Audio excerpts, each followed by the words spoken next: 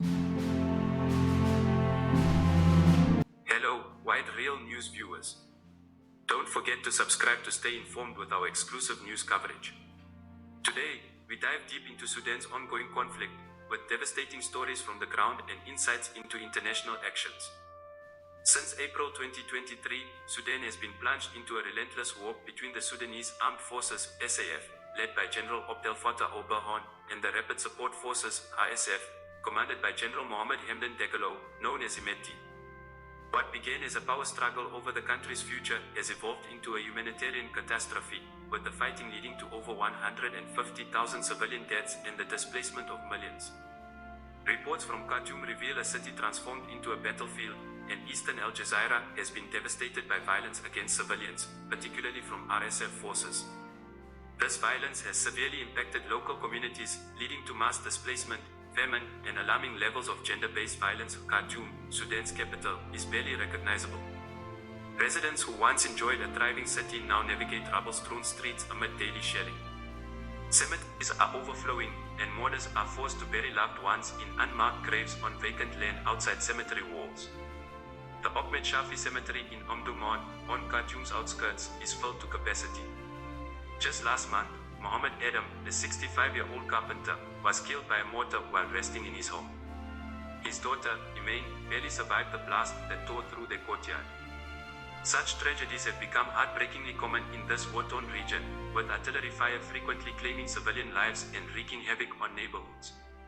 According to Abdin Derma, a cemetery supervisor, these days, we are burying more and more dead because of the artillery.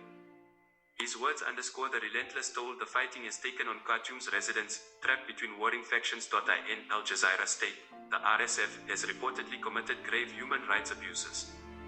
A source from the Al Jazeera conference group informed Sudan Tribune that at least 71 rapes, including those involving minors, have been documented in recent weeks. In one tragic case, a 5-year-old girl died after an assault in an area controlled by RSF. Villagers report the RSF forcibly displaced residents, detained women, and abducted others. These allegations follow the RSF's brutal retaliation against communities after Abu Aklakik, a prominent RSF commander, defected to join the SAF. The group's crackdown has led to the reported deaths of 1,237 people across villages in eastern and northern Al Jazeera within a span of 3 weeks. The civilian group spokesperson stated, "The RSF's actions are a direct punishment against communities suspected of supporting the army. Thousands have fled their homes, escaping the violence only to face new dangers in displacement camps, where food is scarce and sanitation facilities are inadequate." The Sudanese conflict has led to what the United Nations describes as the world's worst humanitarian crisis. According to British UN Ambassador Barbara Woodward, more than half the Sudanese population faces severe food insecurity, while millions are displaced. Nearly 25 million people need urgent assistance. At least 11 million have fled their homes, with close to 3 million seeking refuge in neighboring countries. In displacement camps across Sudan, families struggle with malnutrition, disease, and a lack of resources as food supplies run out and healthcare facilities are pushed beyond capacity. Despite this humanitarian disaster, both the SAF and RSF have prioritized military offensives over aid efforts. Aid access remains blocked in numerous areas, leading to widespread starvation and deaths from preventable illnesses. Ambassador Woodward expressed frustration, saying, "The SAF and RSF focus on fighting each other, while famine and suffering increase daily." The United Nations Security Council, led by Britain in November, has urged immediate action. A draft resolution demands a ceasefire, safe humanitarian corridors, and cross-border aid delivery. However, it faces challenges, with both Russia and China historically hesitant to fully support resolutions against Sudan's government, complicating the path to effective international intervention. Many displaced Sudanese are trying to adapt to life in temporary camps with limited resources. Thousands seek refuge at border crossings, such as Order with Chad, where aid organizations provide critical support.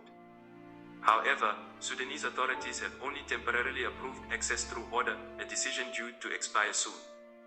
In these camps, stories of resilience emerge. Families rely on each other to survive, while local and international NGOs attempt to fill gaps left by the government. Fatima, a mother of 3 from Khartoum, recounts her escape. "We left everything. All I have now are my children. We sleep on the ground under the open sky. but at least we are safe. Local and international organizations are pushing for extended aid access, stressing the need to keep border crossings open.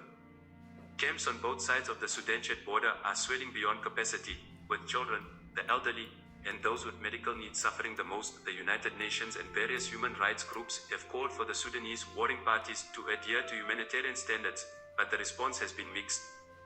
The Security Council's draft resolution, if adopted, would pressure both SAF and RSF to halt hostilities and allow humanitarian aid. Still, the deeply embedded power struggle complicates peace efforts.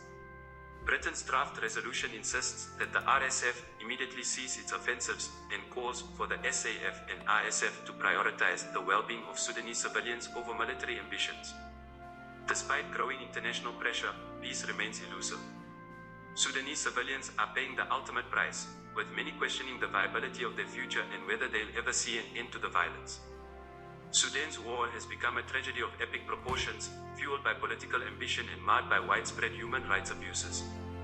The voices of those affected, the families of Khartoum, the displaced in Al Jazeera, and the refugees on Sudan's borders, cry out for an end to the violence and the restoration of peace. Thank you for tuning into Wide Real News.